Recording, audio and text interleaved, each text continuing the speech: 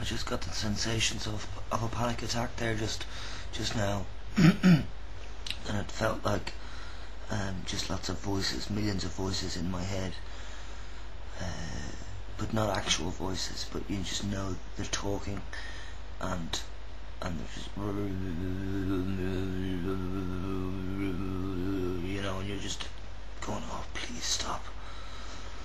And I used to have panic attacks like that, where I'd be in my head feeling that I'm in a big arena, big dark black arena, like, you know, it's a big area but it's a closed area. And I used to describe to psychologists and psychiatrists these things, that I'm in this big arena, dark arena, and I'm in there alone and there's no way out, and these big bean bags, these like big massive mountainous bean bags are like coming in the dark, and you can only sense that, you can't see it, you know. And the voices are continuing to like, it's just a feeling of total aloneness and helplessness, and get stressed out. And I think, why is my head going here, you know? And that just happened now to me, and I'm glad it happened to me, because I haven't had a panic attack. It was only the sensations of a panic attack. You know, years ago when I had these feelings, I would then start to shake, and then like I'd be like this, like I'm having an epileptic attack, you know. I really and sometimes I felt as if I may as well make it shake it even more, you know. So I'd shake whilst I'm shaking, you know, intentionally and unintentionally, so completely shaking. And just I thought to myself, well, why not just overload myself completely and just go completely over the cliff, and they can turn me just completely insane if they want, because at least then there'll be a term for it. Because when I was going to psychologists and telling them that story, that's what's happening to me, they, you know, look at me with 3 eyeballs, you know. And my mental health state and physical health state, even when I've seen professionals, it was always a case of they didn't really know what it was with me, you know. I was always, you know, off the charts, let's put it that way. Not always, but most of the time. And so I always, well, generally left appointments with professionals very disappointed and quite back at square one. And this has led to my near absolute distrust in the medical community. It also adds to the reasons why I'm telling transsexuals in general, well, you know, there are intersex people out there, there are people who are natural in-between people, and as much as I'm arguing with one person on one particular video who is a transsexual,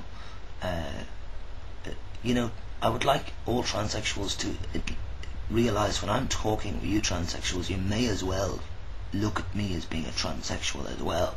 Technically speaking, I am a transsexual on one level, because I was born as an XXY chromosome person, meaning I'm an intersexed person, but because society doesn't really accept intersex as being another sex and another gender altogether, which would be the middle gender, which would be flowing between male and female, okay? But I was born XXY chromosomes, and now I look like a man and I act like a man in your eyes. Somebody wrote a great thing on my YouTube channel here, and I'm just going to find it now.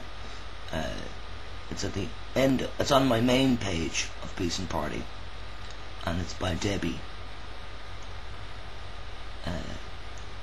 Wolf, and so it's right there for everybody to read. So this is why I'm reading it out for all of you. So, hey baby, I wish I had my excuse me. Hey baby, I wish I had my camera working so that you could see the similarities in the way you and I think. There is a lot, well, there is no other way of putting it, jealousy by some trans people against us, and I've had it said right to my face by them that at least you can call yourself a woman. How the hell do they know what I can call myself and know I am not a real woman or a real man? I am stuck in the middle of the rainbow, and I drift from side to side only because of the paranoia that society instills into me by the way they treat me and threaten me with the thoughts of what my own existence should be based on, what their existence is to themselves. Anyhow, it's just me, Debbie. Then the next comment, 2 hours after that. Hey sweetie, this is hard, huh? What have I done to survive this are a few things. What do I feel like the most? A woman, not a man. But seeing as they had me living as a man for so many years, I have to take that in steps that are comfy for me. On days when I feel uncomfy with the woman thing, I go out in morph mode, and that doesn't usually last too long until I slip right back into Debbie again. Do it at what you feel feels good for you. Do it at what you feel feels good for you, whatever that might be and whenever that might be. You are in control of your vessel. Your friend and fellow intersex warrior, Debbie. Now, these are the issues that I'm trying to talk with. Excuse me.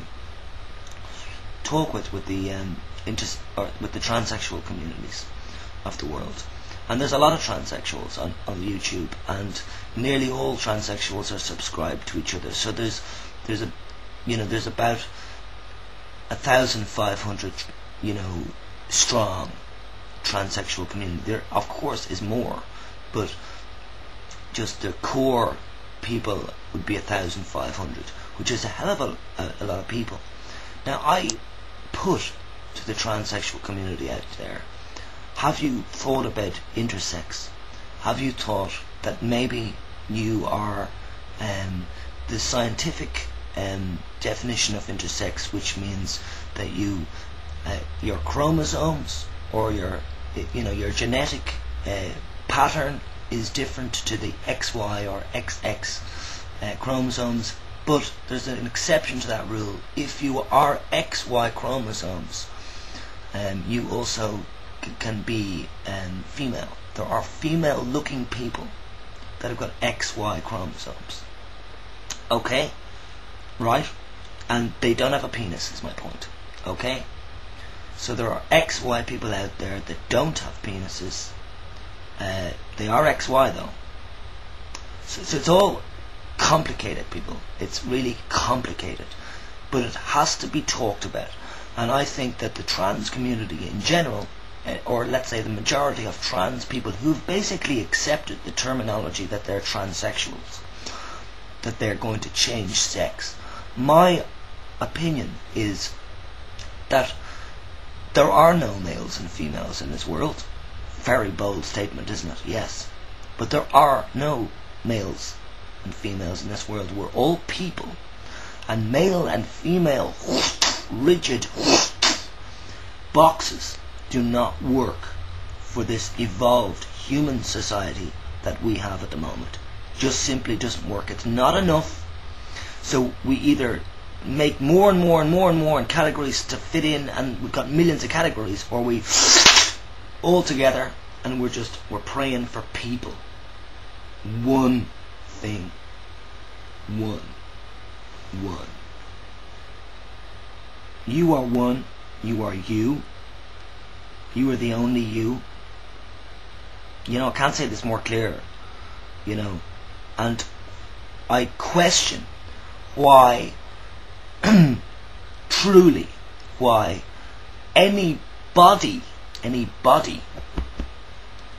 should change themselves, their personal true selves, okay, to suit society. The society's agenda, the hidden agenda, is keep it all simple. yet keeping it simple, controlling it in a pure just male and pure just female gender role living way, is just so restrictive. It just doesn't work. By controlling people to just stay and choose between one of the two boxes, male or female, we are destroying the world. We're destroying the world, and we're destroying people, because and it's so acceptable to be transsexual, and doctors will do it, and I'm not, just to make the bold statement as well, the fact point here is that I'm not against any transsexual or anybody doing whatever they want with their body, but I do want to discuss things with the transsexuals more, and I really ask you to be open for it. Thank you. Peace.